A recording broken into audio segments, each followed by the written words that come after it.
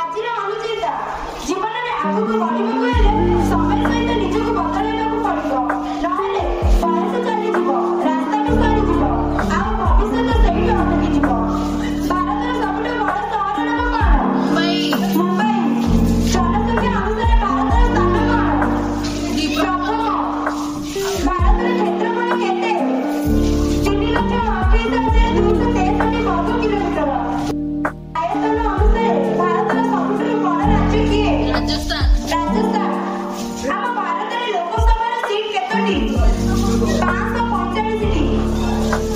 ଆମ ଭାରତରେ ରାଜ୍ୟସଭାର ସିଟ୍ କେତୋଟି? 250ଟି।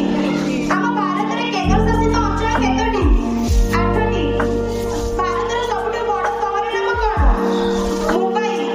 ଜନସଂଖ୍ୟା ଅନୁସାରେ ଭାରତର ସ୍ଥାନ କଣ? ପ୍ରଥମ। ଭାରତର କ୍ଷେତ୍ରଫଳ କେତେ? 3,28,263 ବର୍ଗ କିଲୋମିଟର। ଆୟତନ ଅନୁସାରେ ଭାରତର ସବୁଠାରୁ ବଡ଼ ରାଜ୍ୟଟି କିଏ? ରାଜସ୍ଥାନ। ଆମ ଭାରତରେ ଲୋକସଭାର ସିଟ୍ କେତୋଟି? 545ଟି। ଆମ ଭାରତରେ ରାଜ୍ୟସଭାର ସିଟ୍ କେତୋଟି? 250ଟି।